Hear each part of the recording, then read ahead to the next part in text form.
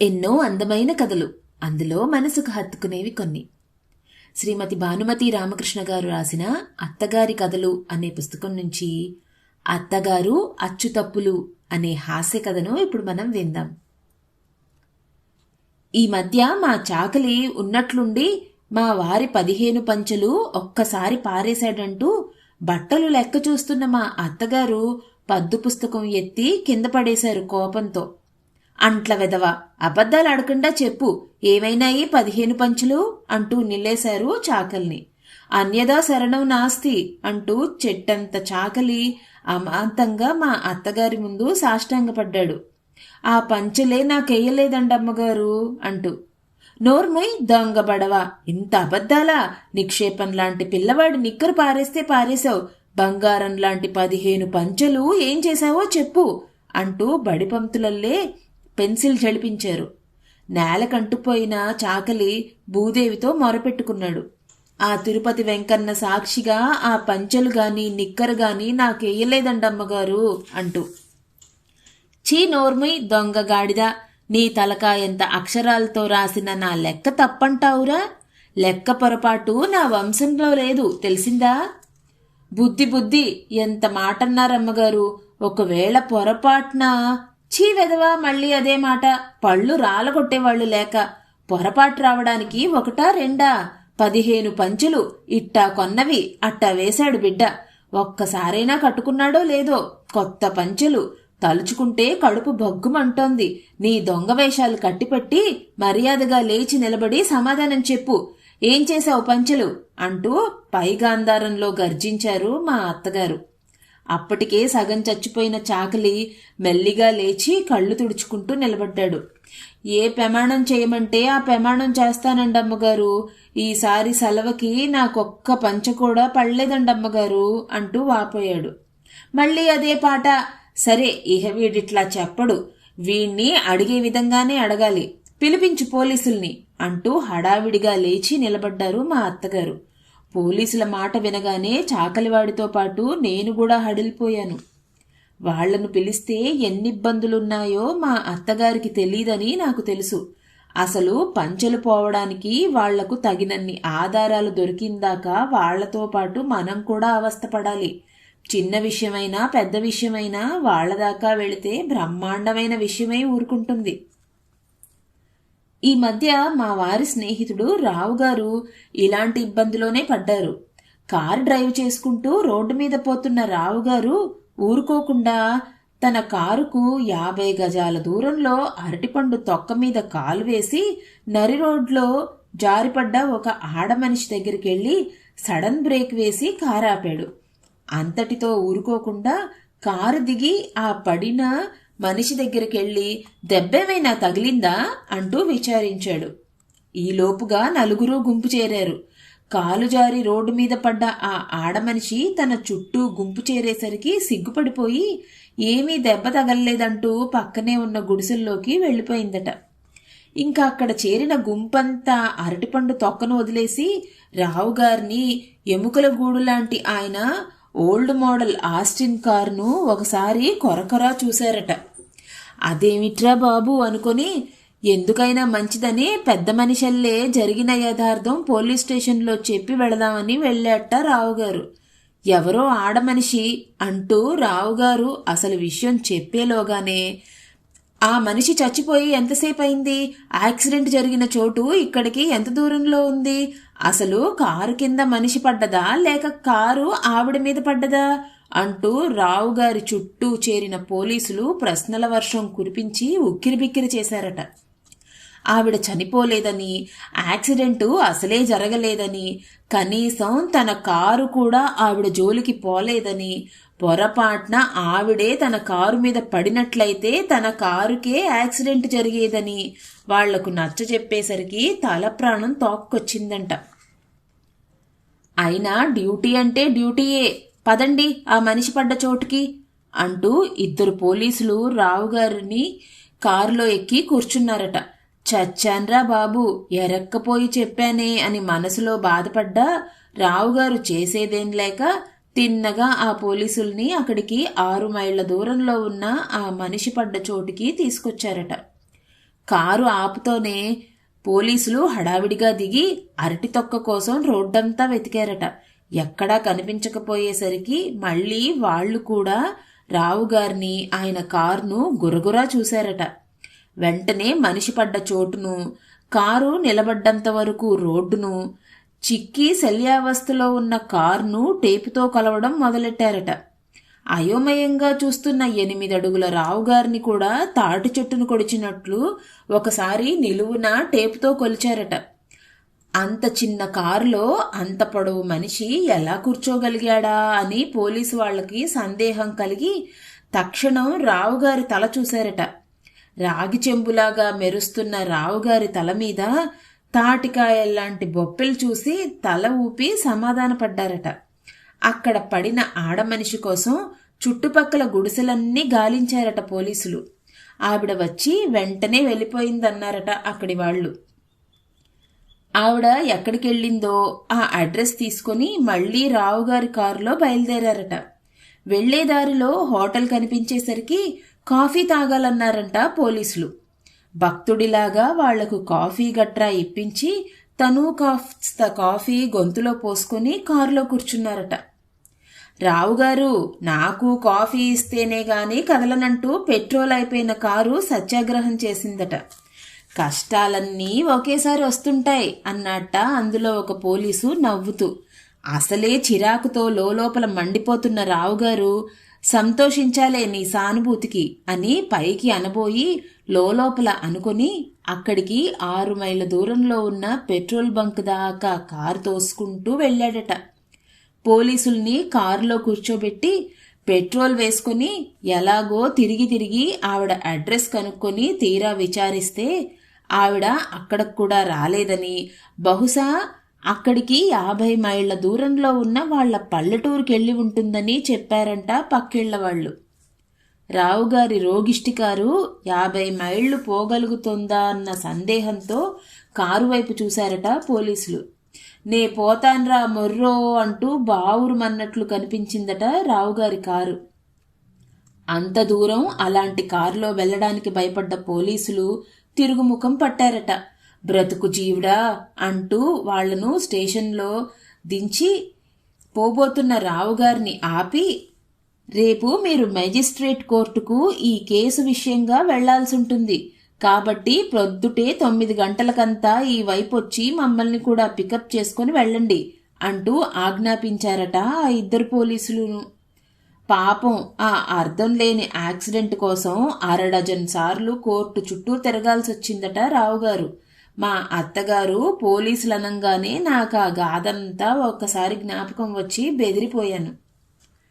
ఇంకా వాళ్ళొచ్చినప్పటి నుంచే ఆ పంచలు ఏ రంగు అంచువి, ఎప్పుడు కొన్నవి, ఏ షాపు, వాటి బిల్లు, ఖరీదు, వాటి మీద ఇనిషియలు వగైరా అన్నీ అడుగుతారు అన్నట్లు మా చాకలి ఉతికే ఏ బట్ట మీద కూడా ఇనిషియల్ అంటూ ఉండదని నాకు అప్పుడు గుర్తొచ్చింది. ఏ గుర్తు లేకుండా పంచెలెక్కడికి పోయాయో తెలుసుకోవడం పోలీసులకు కూడా కష్టమేమో అనిపించింది.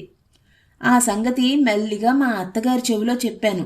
ఈ మాత్రం కూడా కనుక్కోకపోతే ఇంక పోలీసులెందుకే అడుక్కు తిన్ను అన్నారు గట్టిగా అరుస్తూ. నిక్కరు పారేస్తే పారేశావు, ఆ 15 పంచెలు ఏం చేశావో చెప్పు ఇంతకైనా, లేదంటే తక్షణం పోలీసుల్ని పిలిపించి నీ తాట ఒలిపిస్తాను అంటూ మళ్లీ బెదిరించారు చాకలిని. చాకలి మళ్లీ ఏడవబోయాడు. ఎంత ప్రశ్నించినా కళ్లల్లో నీళ్లు రాకపోయేసరికి చీదేస్తూ ఒట్టి కళ్ళు తుడుచుకోవడం మొదలెట్టాడు. బంగారం లాంటి 15 పంచెలు మింగేసి ముచ్చులాగా మొసలి కన్నీళ్లు వదిలేస్తే విడిచిపెడతాననుకున్నావుట్రా? ఇంకా చూస్తావేమిటే, టెలిఫోన్ చేసి పిలిపించు పోలీసుల్ని అంటూ మా అత్తగారు నన్ను దబాయిస్తుండగానే మా వారు టెలిఫోన్ చేశారు ఆఫీస్ నుంచి. రాత్రి ఎక్కడికో డిన్నర్ ఉందని, భోజనానికి తన కోసం కాచు కూర్చోవద్దని చెబుతూ వాళ్ళమ్మగారి కేకలు ఫోన్లో కూడా వినిపించి, ఏమిటి మా అమ్మ ఎవరి మీదనో అరుస్తున్నట్లుందే అని అడిగారు. చాకలి 15 పంచెలు పారేశాడని చెప్పాను. అరే రే, 15 పంచెలు పారేశాడా? అయితే మరి వాడేమంటున్నాడు అన్నారు. అసలు ఆ పంచెలే నాకెయ్యలేదంటున్నాడు. లెక్క సరిగ్గా చూశారా? ఎవరు రాశారు? మీ అమ్మగారే చాకలివాడి తలకాయంత అక్షరాలతో. అయితే ఇప్పుడు మా అమ్మ ఏమంటోంది? తక్షణం పోలీసుల్ని పిలవమంటోంది. చా వాళ్ళెందుకు అనవసరంగా, అదొక న్యూసెన్సు, వద్దని చెప్పు. వాళ్ళొచ్చి వాడి వీపు చితగ్గొట్టి నానా గందరగోళం చేయడం తప్ప ప్రయోజనం లేదు. కంప్లైంట్ ఇచ్చినందుకు వాళ్ల చుట్టూ, కోర్టు చుట్టూ మనం తిరగాలి. ఈ మధ్య మన రావుగారు తిరిగినట్టు. మాట్లాడకుండా వాణ్ణి పంపించేయండి. ఇక మీద వాడికి బట్టలేయకుండా ఉంటే సరి అన్నారు మా వారు. ఈ సంగతి మా అత్తగారిని యువతలకు పిలిచి చెప్పాను. అయ్యో నెత్తిరాత, వాడంతకంటే ఇంకేమంటాళ్లే, అన్నీ వాడికా తండ్రి పోలిక్లే వచ్చాయి అంటూ కొడుకు మీద కాసేపు విసుక్కొని చాకలివాడి మీద ఆఖరు వార్నింగ్ ఇచ్చారు. రేపు మధ్యాహ్నం లోపుగా పంచెలు తెస్తే తెచ్చిపెట్టు, లేదంటే తక్షణం పోలీసులకు పట్టించి అండమాన్ దీవులకి పంపి జన్మ ఖైదు వేయిస్తాను, జాగ్రత్త అంటూ ఒక విసుర్ని పద్దు పుస్తకం నా ముఖాన పారేసి స్నానానికి వెళ్ళిపోయారు మా అత్తగారు. చివరిసారి చీదేసి చాకలి కూడా కాళ్ళు ఈడ్చుకుంటూ వెళ్ళిపోయాడు. ఆ రోజంతా చాకలిని తిడుతూనే వంట వడ్డనా చేసుకున్నారు మా అత్తగారు. మర్నాడు మధ్యాహ్నం చాకలి కోసం కాచు కూర్చున్నారు. వాడు రాలేదు గాని తల్లికి జబ్బుగా ఉందని తంతి వస్తే వెళ్లిన మా వారి పని పిల్లవాడొచ్చాడు ఊరినుంచి. వాడొస్తూనే అయ్యగారి 15 పంచులు పోయాయిరా అన్నాను. అరే అన్యాయంగా ఉందే, బహుశా నేనూరికెళ్లానని తెలిసి వాడి నాటకం ఆడుంటాడు. నేనే గదమ్మా 15 పంచులు వేసి బిల్లు కూడా తీసుకొచ్చాను. ఉండండి, నేనిప్పుడే వెళ్ళి ఆ లాండ్రీ వాడి పని పట్టిస్తాను అని వాడంటుంటే వెలవెలబోతున్న మా అత్తగారు, లాండ్రీ ఏమిట్రా చాకలి పారేశాడంటుంటే అన్నారు. అబ్బే లేదమ్మా, చాకలి మూటలో నుంచి నేనే తీసేశాను. అయ్యగారు పంచెల్లేవంటే అర్జెంట్ వాష్కి వేశాను. మా ఊరి నుంచి తంతి రాగానే ఆ గొడవలో ఈ సంగతి మీకు చెప్పడం మర్చిపోయాను. బిల్లు కూడా అయ్యగారు బీరువా సరుగులో పెట్టే వెళ్లాను, మీరు చూడలేదన్నమాట అంటూ నసిగాడు. ఎట్లా చూస్తాంరా మొద్దు వెధవా, లెక్క రాసి మూటగట్టి పడేసిన మురికి గుడ్డల్లో నుంచి నువ్వు పంచెలు మాత్రం తీసి లాండ్రీకేస్తావని నేనేన్నా కలగన్నానా? చెప్పక్కర్లా, బుద్ధి జ్ఞానం లేని కుర్రవెదవలంతా ఇంటి పనికి పెడితే అంటూ పనివాడి మీద మండిపడుతున్న మా అత్తగారు సడన్ గా లేచి గబగబా లోపలికి వెళ్లారు, ఏదో పనున్నట్లు. ఏమిటా అని వెనక్కి తిరిగి చూశాను. చాకలి నన్ను చూస్తూనే మళ్లీ ఒకసారి బలవంతంగా ఏడవబోయాడు. నాకు నవ్వొచ్చింది వాడి అవస్థకి. వద్దొద్దు, ఏహే ఆడక్కర్లేదు, పంచెలు దొరికాయి అన్నాను. అమావాస్య నాడు చంద్రుడు కనిపించినట్టు వాడి నల్లటి ముఖం నిండా ఒక్కసారి తెల్లటి పండ్లు కనిపించాయి. చూశారా చిన్నమ్మగారు, నా మీద ఎంత పెద్ద అభండం వేశారో పెద్దమ్మగారు. ఏరమ్మా పెద్దమ్మగారు అని అడిగాడు చాకలి. ఆవిడ ప్రస్తుతం నీకు కనిపించరు, లోపల చాలా పనిలో ఉన్నారు అన్నాను. నాకు తెలుసు అలాంటి క్లిష్ట సమస్యలు మా అత్తగారు నాకే వదిలేస్తూ ఉంటారని. అయితే మరి మాసిన బట్టలు ఏరా అమ్మా అని అడిగాడు చాకలి దీనంగా. పాపం అనిపించింది. ఏం చెప్పాలో తోచక 2 రోజులు ఆగి రమ్మని పంపించేశాను చాకల్ని. వాడటు వెళ్తూనే మా అత్తగారు లోపల నుంచి వచ్చారు. ఏడీ చాకలి వెదవా, వెళ్ళిపోయాడా అంటూ. నేనే పంపించేశాను, మురికి బట్టలు వెయ్యమన్నాడు, 2 రోజులు తాళి రమ్మన్నాను. ఎన్ని రోజులు తాళొచ్చినా పిల్లవాడు నిక్కర్ సంగతి తేలిందాక మళ్లీ వాడికి బట్టలెట్టా వేస్తాం, నిక్షేపం లాంటి కొత్త నిక్కరు అని మా అత్తగారు అంటుండగానే, ఆ కొత్త కాకి నిక్కరేనా అమ్మా? అయితే ఆ సాకలోడు మూటలో నుంచి నేనే తీసి సబ్బేసి గుంజేసిన, సిన్నయ్య గారు కావాలంటే అన్నది అప్పుడే ఇల్లు చిమ్మడానికి వచ్చిన పని మనిషి పిచ్చమ్మ. మా అత్తగారు నా ముఖం చూడలేక పడ్డ అవస్థ నేను చూడలేక మెల్లిగా ముందు హాల్లోకి తప్పుకున్నాను. టెలిగ్రామ్ అంటూ పోస్ట్ మ్యాన్ కేక విని వరండాలోకి వెళ్లాను. టెలిగ్రామ్తో పాటు ఒక శుభలేఖ కూడా వచ్చింది. ఈలోపుగా మా అత్తగారు కూడా కంగారు పడుతూ వచ్చారు. టెలిగ్రామ్ ఎక్కడి నుంచే అంటూ. మీ అమ్మాయి దగ్గర నుంచే. ఏమిటి, ఏమనిచ్చిందే? నా తల్లి ఒళ్ళుకి ఏం లేదు కదా అంటూ ఆదర్దా పడ్డారు. ఏమీ లేదు, ఆరోగ్యంగానే ఉన్నారు. రేపు మెయిల్లో వస్తున్నానని ఇచ్చారు అంతే అన్నాను. అమ్మయ్యా, నా తల్లి వస్తోందా, ఎన్నాళ్లయిందో చూసి కళ్ళు కాయలు కాచేయి అన్నారు. 6 నెలల క్రితం మా ఆడబిడ్డను చూసొచ్చిన మా అత్తగారు ఆనంద బాష్పాలు విడుస్తూ, ఆ శుభలేఖ ఎవరిదే? ఎవరో అచ్యుతరామయ్య గారట, ఆయన మనవడి పెళ్లి పత్రిక. ఈ ఊర్లోనే మైలాపూర్లో అట పెళ్లి. ఓహోహో, అట్టా చెప్పు. ఆ పెళ్లికే అమ్మాయి కూడా వస్తోందన్నమాట. ఎవరనుకున్నావు? అమ్మాయి ఆడబిడ్డ కొడుకు పెళ్ళే అన్నారు అర్థంగాక చూస్తున్నా నన్ను చూసి. అన్నట్టు మెయిల్ ఎన్నింటికొస్తుందే అన్నారు. పొద్దుటే వస్తుందనుకుంటాను అన్నాను, నాకు టైం తెలియక. నీకు తెలీదన్నమాట. అయితే అబ్బాయికి కాస్త టెలిఫోన్ చేసి కనుక్కో, మెయిల్ ఎన్ని గంటలకు వస్తుందో రేపు. బిడ్డ రాత్రి భోంచేసి బయలుదేరుతుందో లేక అట్లాగే బండెక్కుతుందో. వస్తూనే నైనా 4 మెతుకులు తినకపోతే దానికి కళ్ళు తిరుగుతాయి. పైగా దంపుడు బియ్యం తప్ప మనం మింగే మరబియ్యం దాని ఒళ్ళికి కాదు అంటూ అప్పటికప్పుడు వడ్ల కొట్టు తెరిచి ఒక బస్తా వడ్లు తెచ్చి పని మనిషి ముందు పోసి దంచమన్నారు. రోకలు విరిగిపోయిందమ్మా అన్నది పని మనిషి. అది తప్పించుకోవడానికి ప్రయత్నిస్తోందనుకున్న మా అత్తగారు పక్కింటి నుంచి రోకలు తెచ్చి దంపమన్నారు.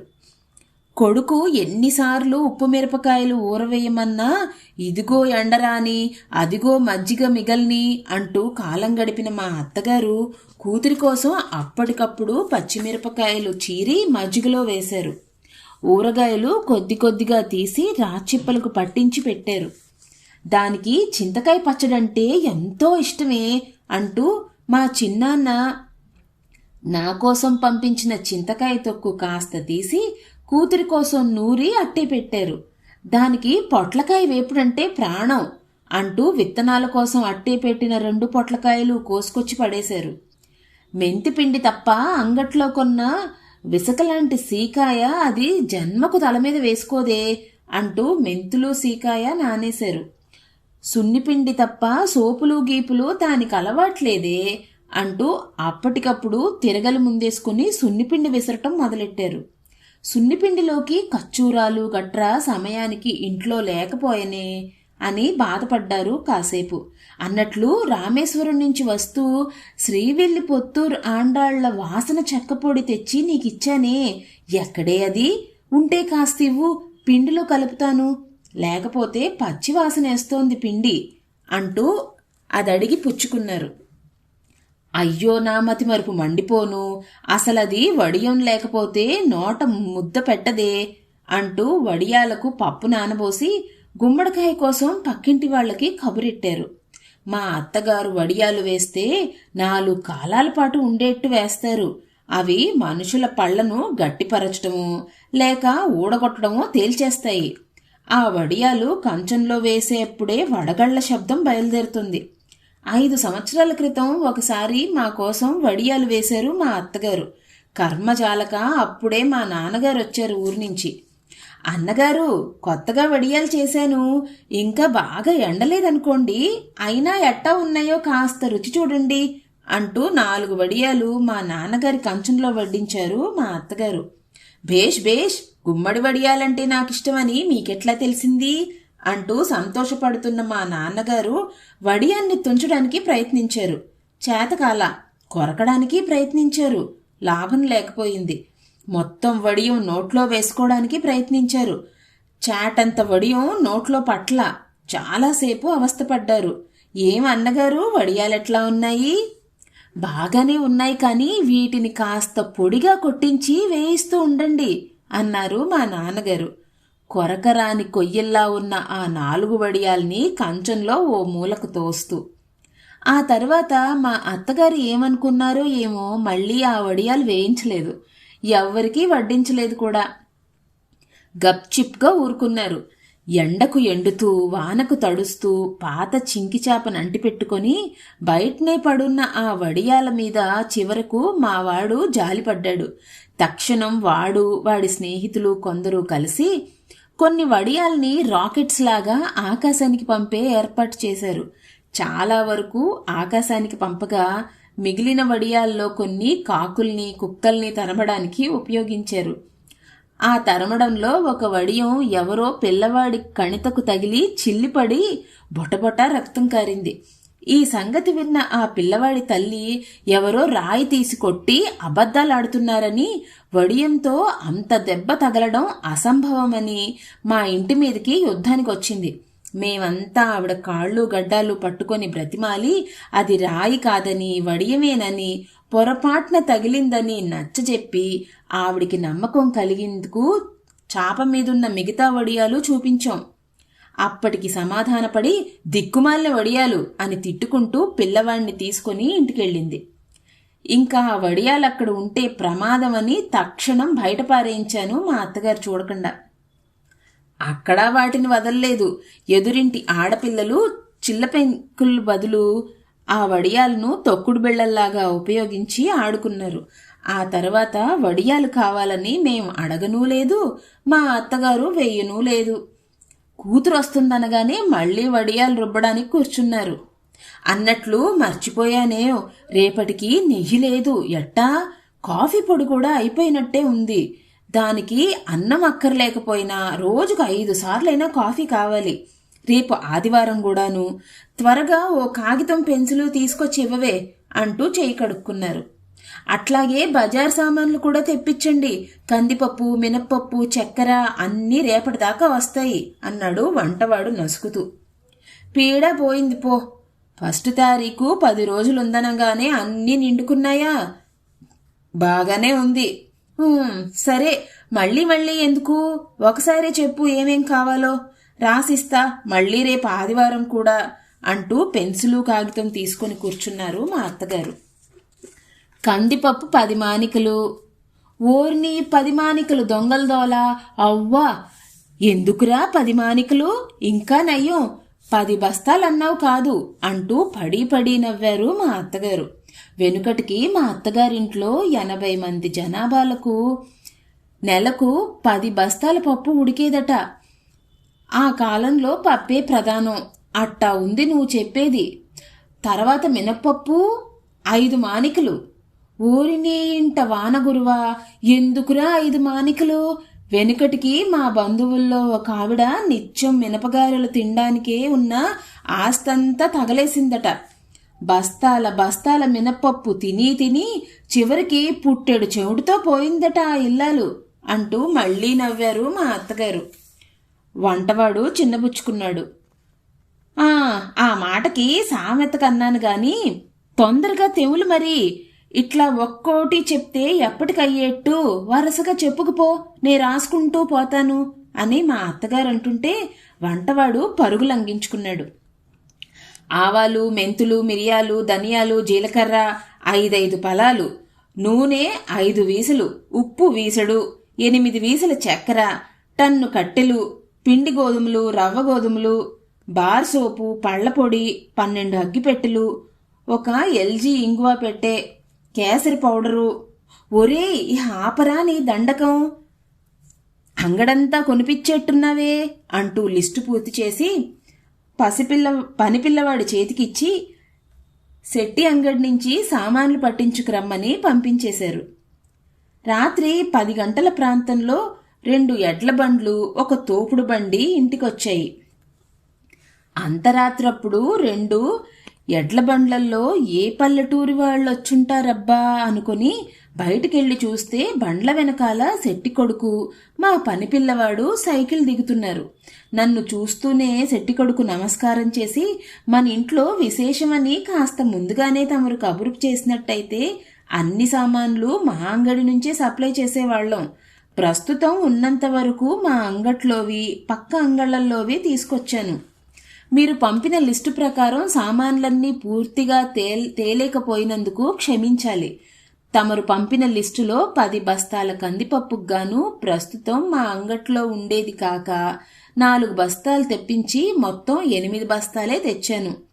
కొరబడ్డ 2 బస్తాలు రేపు తెల్లారేసరికల్లా పంపుతాను. అట్లాగే 5 బస్తాల మినపప్పుకు గాను 3 బస్తాలే తెచ్చాను. అది మా అంగట్లో 1.5 బస్తా పప్పే ఉండింది.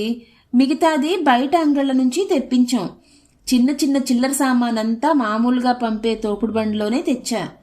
ఇహ పోతే వీసకట్టలు 8 టన్నుల చక్కెర అని వ్రాసుంది లిస్టులో. అది పొరపాటున రాశారేమో కనుక్కుపోదామని వచ్చాను. ఎందుకంటే ప్రస్తుతం మార్కెట్లో చక్కెర దొరకటం చాలా కష్టంగా ఉంది.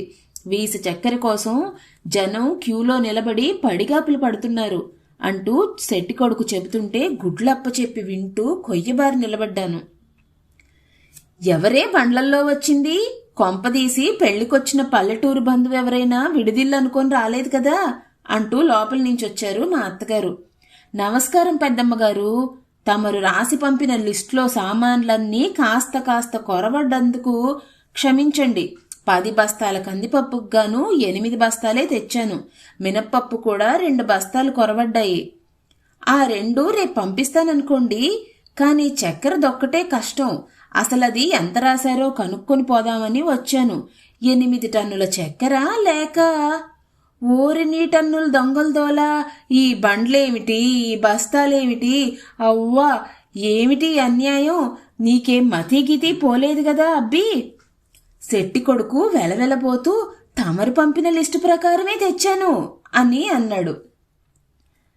చాలే ఊరుకో పెద్ద మనిషి, ఎవరైనా నవ్విపోతారు. నే రాసిన లిస్టులో ఇన్ని సామాన్లు రాశానా? ఏదీ లిస్టు చూపించు అంటూ నిలేశారు శెట్టి కొడుకుని. శెట్టి కొడుకు జేబులన్నీ వెతుక్కున్నాడు, కనిపించలా. పనిపిల్లాన్ని అడిగాడు. మీరే తీసుకున్నారు సార్ అన్నాడు వాడు. కంగారు పడుతూ ఇప్పుడే వస్తాను అంటూ సైకిల్ తీసుకుని పరిగెత్తాడు శెట్టి కొడుకు. అన్నీ దొంగ వేషాలు, దొంగ బుద్ధులును. అంగట్లో అమ్ముడుబోని సరుకంతా ఊళ్ళో వాళ్ళ నెత్తికి కట్టాలంటే ఎట్లా? న్యాయం ఉండక్కర్లా? ఇట్లా ఎవరైనా రాస్తారా? ఇంత అన్యాయం చేస్తుండబట్టే 6 నెలల క్రితం అంగట్లో ఉండేవన్నీ పట్టపగలే దొంగలు దోచుకుపోయారు అంటూ శెట్టికి అష్టోత్తరం జరుగుతుండగానే శెట్టి కొడుకు పరిగెత్తుకొచ్చాడు సైకిల్పై. లిస్టు కాగితం దారిలోనే దొరికింది. కర్చీఫ్ తీస్తుంటే కింద పడినట్లుంది. ఇద్దా అండి మీరు రాసి పంపిన లిస్టు అంటూ మా అత్తగారి చేతికి అందించాడు ఆయాసపడుతున్న శెట్టి కొడుకు. మా అత్తగారు లిస్టులో తనేం రాశారో చూసేలోగానే నేను దొంగలాగా లోపలికి జారుకున్నాను. కాసేపటికి బళ్ళు వెళ్లిపోయిన చప్పుడు వినిపించింది. గప్చిప్గా లోపలికొచ్చారు మా అత్తగారు. మర్నాడు తెల్లవారుజామున నేను లేచేసరికే మా అత్తగారు లేచి నీళ్ల పొయ్యి అంటించారు. రాత్రి మా వారు ఆలస్యంగా రావడం వల్ల డ్రైవర్తో చెప్పడం మర్చిపోయిన నేను పిల్లిలాగా వెళ్లి పనిపిల్లవాడిని లేపాను. పనిపిల్లవాడు లేచి కూర్చొని కాసేపు నిద్రపోయాడు. మళ్లీ తట్టి లేపాను. నిలబడి కాసేపు నిద్రపోయాడు. చివరికి ఇట్లా కాదని చెంబుడు నీళ్లు తెచ్చి వాడి నెత్తిన పోసా. ఇక పిచ్చెత్తినట్లు కలవరిస్తూ ఇల్లంతా పరిగెట్టం మొదలెట్టాడు. మా అత్తగారు డ్రైవర్ సంగతి అడిగేలోగా కబురు పెడదామనుకుంటే ఎంతకీ వాడు స్పృహలోకి రాలేదు. మూల ఉన్న పేంబెత్తంతో ఒక్కటి తగిలించా. దాంతో అదిరిపడి బాబోయ్ అమ్మగారు ఏంటి ఏంటి అంటూ ఈ లోకంలో పడ్డాడు. అర్జెంటుగా సైకిల్లో వెళ్లి పెద్ద కారు డ్రైవర్ పెంటసామిని పిలుచుకొని రావాలి. స్టేషన్కు కారు తీసుకెళ్లాలని చెప్పు, అర్జెంటు అంటూ పంపించాను డ్రైవర్ ఇంటికి. 10 నిమిషాల్లో తిరిగి వచ్చేశాడు. పెంటసామికి ఒంట్లో బాగోలేదని, అయ్యగారి దగ్గర లీవు తీసుకుని రాత్రే ఊరికెళ్లాడని, అంచేత చిన్నకారు డ్రైవరు మురుగుసామిని అర్జెంటుగా రమ్మని చెప్పొచ్చానని చెప్పాడు. నా గుండెల్లో రాయి పడ్డది. మా అత్తగారికి మొదట్నుంచి మురుగుసామి తాత డ్రైవర్ అంటే ఒళ్ళు మంట. దానికి కారణాలు లేకపోలేదు. ఒకసారి మురుగుసామి తాత డ్రైవ్ చేస్తే మా చిన్న కారులో దేవాలయానికి వెళ్ళాం. మా అత్తగారు నేను తిరిగి వచ్చే వేళ్లకు కాస్త చీకటి పడింది. అప్పటికింకా దీపాలు కూడా పెట్టారో లేదో. ఇంకా మా మురుగుస్వామి తాత రోడ్డు వదిలేశాడు. పేవ్మెంట్ మీద నడిచే జనం మీదికి ఒదిగి నడిచే వాళ్ళందర్నీ జడిపించటం మొదలెట్టాడు. ఎదురుగ్గా ఓ పెద్ద లారీ భయంకరంగా హెడ్లైట్స్ వేసుకుని వస్తుంటే మా మురుగుస్వామి తాత కళ్ళు చీకట్లు గమ్మాయి. అమాంతంగా ఆ లారీని ఢీకొట్టబోయి చటుక్కున పక్కకి తప్పుకోవడంలో రోడ్డు పక్కనుండే చెట్టెక్కించాడు మమ్మల్ని. సగం చెట్టెక్కిన కారు సడన్ గా వెనక్కి తగ్గడంలో మా నడుములు విరిగాయి. సిలోన్ టెంకాయ లాంటి మా అత్తగారి తలకాయ వెళ్లి కారు వెనక వైపు గ్లాసుకు తగిలి గ్లాసు సహస్ర తునకలయ్యింది. పోలీసులు చేరకముందే ఎట్లాగో ఆ చోట నుండి బయటపడ్డాం. ఆ రోజు నుంచి మా అత్తగారికి మురుగుస్వామి తాత అంటే హడలు. అసలు ఆ గుడ్డి పీనుగు రోడ్డు మీద కారు నడపడం మానేసి చాలా కాలం అయిందే. వాడి దృష్టంతా రోడ్డు పక్కనుండే చెట్ల మీద, స్తంభాల మీద ఉంటుంది. మీరు కాబట్టి ఇంకా ముసలి పీనుగుని డ్రైవర్గా అట్టే పెట్టుకున్నారు గాని ఇంకెవళ్ళన్నా అయితే తన్ని తగలేస్తారు. ఇహ ఆ మురికి వెదవ కారులో చస్తే కూర్చోను అంటూ ఆనాటి నుంచి శబదం పట్టారు మా అత్తగారు. తీరా తన కూతుర్ని స్టేషన్ నుంచి తీసుకురావడానికి మురుగుసామే వెళ్తున్నాడని తెలిస్తే చిక్కే మా అత్తగారు కేకేశారు. మేలెన్నింటికొస్తుందో అడిగావా అబ్బాయిని? డ్రైవర్ కబురు పెట్టావా అంటూ ప్రశ్నించారు. ఈ పాటకే వస్తుండాలి అన్నాను. ఎవరు? పెంట వెదవా, మురికి వెదవా? మురుగుసామే అంటూ అదిరిపడ్డారు మా అత్తగారు. అయ్యో నెత్తిరాత, ఆ గుడ్డి పీనునెందుకు రమ్మన్నావే? పెంటసామి ఒళ్ళు బాగోలేదని లీవ్లో ఏదో ఊరికెళ్ళాట. మరి ఎవరో ఒకరు స్టేషన్కి బండి తీసుకుని వెళ్ళాలిగా. అది సరే, ఆ మురికి వెధవ సమంగా రోడ్లో వస్తాడో లేక దాన్ని తీసుకెళ్లి చెట్టెక్కిస్తాడో ఎట్టా తెలుస్తుందే? సరే, ఏం చేస్తాం, దాని అదృష్టం నా అదృష్టం అట్టా ఉంది అంటూ తలపట్టు కూర్చున్నారు మా అత్తగారు.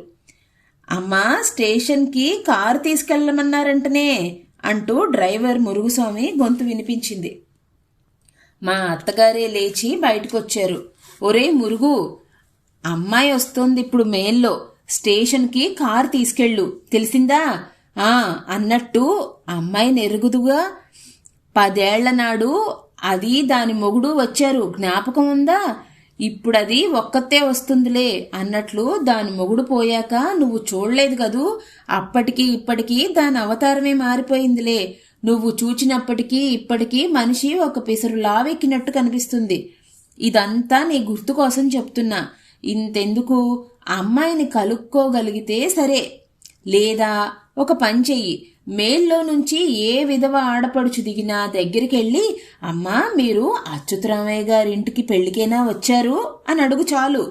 అవును అంటే మారు మాట్లాడకుండా కారులో ఎక్కించుకొని రా. ఒక్కటే సంగతి, త్వరగా వెళ్ళు, మేలొచ్చే వేళయ్యింది. అమ్మాయి కాస్త నల్లగా ఉంటుంది, జ్ఞాపకం పెట్టుకో, అచ్యుతరామయ్య గారింటికి పెళ్లికొస్తోంది అంటూ కారు బయలుదేరిన తర్వాత కూడా కూతుర్ని కనుక్కునే గుర్తులన్నీ వెనక నుంచి కేక వేసి చెప్పారు డ్రైవర్ మురుగుస్వామికి. కారటు వెళ్తూనే పెళ్లి ఇంటికొచ్చిన బంధువుల్లో ఒక ముసలాయన మా అత్తగారిని చూసిపోదామని వచ్చాడు. ఏమమ్మణ్ణి, బాగున్నావా? ఎన్నేళ్లయింది నిన్ను చూసి. చిన్నప్పుడు పరికిణి చొక్కా వేసుకుని మా ఇంటికి ఆడుకోవడానికి వచ్చేదానివి, గుర్తుందా? అన్నాడు ముసలాయన కుర్చీలో కూలబడుతూ. ఆ ముసలాయన ఎవరో మా అత్తగారికి గుర్తులేదని ఆమె ముఖం చూస్తూనే గ్రహించాను నేను. ఆ మనిషి ఎవరో మనసులోనే గుర్తు చేసుకోవడానికి ప్రయత్నిస్తున్న మా అత్తగారు పైకి తేలకుండా, గుర్తులేకేం, అంత బాగున్నారా అంటుంది. అంతా ఎవరున్నారే అమ్మణ్ణి, అంతా పోయారు, మిగిలింది నేనొక్కణ్ణి అన్నట్టు పరాంకుశంగాణ్ణి ఎరుగుదుగా. మా అత్తగారి గొంతులో పచ్చి వెలక్కాయ పడ్డది. ఎరక్కేం, చిన్నప్పుడొట్టి లబోడాగా తిరుగుతూ ఉండేవాడు, ఇంకా ఏమో అనబోయారు మా అత్తగారు. అబ్బబ్బే, వాడు వేరే అన్నాడా ముసలాయన. గతుక్కుమన్నారు మా అత్తగారు. వీడు ఎంఏ గిమ్మే చదివి లండను గిండను వెళ్ళొచ్చాడు. నువ్వు చెప్పే లబోడా వెధవ బహుశా రంగనాథం కొడుకు పరాంకుశం అయ్యుంటాడు అన్నాడా ముసలాయన. వాళ్ళిద్దరినీ ఎరగని మా అత్తగారి ప్రాణం ఆ మాటతో కుదుటపడ్డది.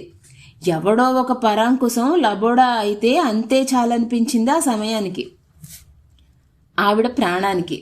అసలు ఆ ముసలాయనే ఎవరో ఇంకా మా అత్తగారికి అంతు చిక్కక అవస్థలో పడ్డారు. సరే వస్తా, రేపు పెళ్లినాడు అటొస్తావుగా నీ కోడల్ని తీసుకొని అన్నట్టు నీ కూతురు కూడా రావాలనుకుంటాను పెళ్లికి అంటూ లేచాడు. ఈవేళే మెయిల్లో వస్తుంది, స్టేషన్కి కారు కూడా పంపాం, అదొచ్చాక అటొస్తానులేండి అంటూ ముసలాయన్ని గేటు దాకా సాగనంపి వచ్చారు మా అత్తగారు. 10 గంటలైనా మా ఆడబిడ్డ రాలేదు. ఏమిటే అమ్మాయి ఇంకా రాలేదు? మెయిల్ వచ్చింది లేంది అబ్బాయిని టెలిఫోన్ చేసి కనుక్కోమను అన్నారు ఆదుర్దా పడుతున్న మా అత్తగారు. నేను నేరుగా స్టేషన్కే టెలిఫోన్ చేసి కనుక్కుంటే 4 గంటలు లేట్ అన్నారు కలకత్తా మెయిలు. అయ్యో నెత్తిరాత, అయితే దానికి నిన్న ఈవేళ కూడా ఏకాసేనన్నమాట.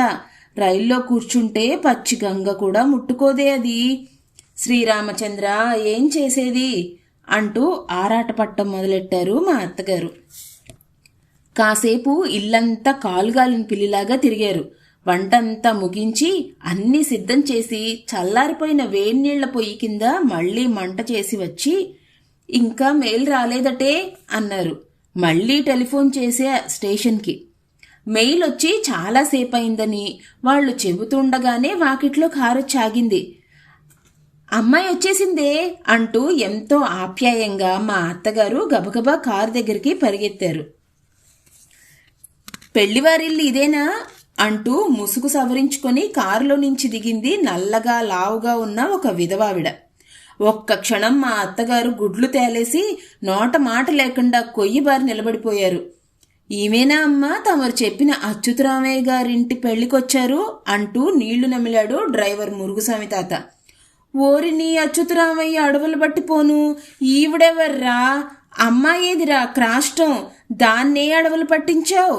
అట్లా గుడ్లప్ప చెప్పి చూస్తావేమిట్రా గుడ్డిపీనుగా, జవాబు చెప్పి ఏడు అంటూ మా అత్తగారు ఒక్క అరుపు అరిచేసరికి త త తమరు చే చే చెప్పినా అంటూ తడబడ్డాడు మురుగుస్వామి తాత.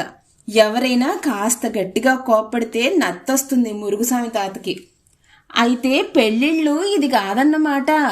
ఎట్లాగూ ఇంతకీ రావాల్సిన మీ అమ్మాయి ఏ ఊరు నుంచి రావాలండి అని అడిగింది సైను పంచావిడ. మీ ఊరు నుంచి మాత్రం కాదు, అయినా తెలియక అడుగుతాను గాని, ఎవరమ్మా నువ్వు? ఎవరికోసమో వచ్చిన కారులో నువ్వెట్టా వచ్చావుంటా? అడగక్కర్లా ఎవరికోసం వచ్చింది కారు ఏమిటి అని విచారించక్కర్లేదు అంటూ ఆ సైను పంచావిడిని జాడించారు మా అత్తగారు. బాగుందండోయ్ బామ్మగారు, పెళ్ళింటికి వంట మనిషి హోదాలో వచ్చాను గాని నేనేం మీ ఇంటికి ముష్టికి రాలేదు. రైలు దిగ్గానే మీ డ్రైవర్ నా దగ్గరికొచ్చి ఫలానా అచ్యుతరామయ్య గారింటికి పెళ్లికేనా వచ్చారు అని అట్లా అని అడిగాడు. అవునంటిని. వెంటనే నా చేతిలో ఉన్న పెట్టె లాక్కొని వెళ్లి కారులో పెట్టాడు. అతడి వెనకాలే నేను రావాలంటారా వద్దంటారా? నాకు తెలుసు వీడిట్లాంటిదేదో చేస్తాడని అంటూ కారెక్కారు మా అత్తగారు. మొదటనే వెళ్ళుంటే ఇంత అనర్థం లేకుండా పోయేది. నిన్నట్నుంచి అన్నం నీళ్లు లేకుండా బిడ్డ ఏం అగచాట్లు పడుతుందో ఏమిటో, కారు కోసం ఏం పడిగాపులు పడుతుందో. చూస్తావేంరా, బయలుదేరు అంటూ ఒక్క అరుపు అరిచారు.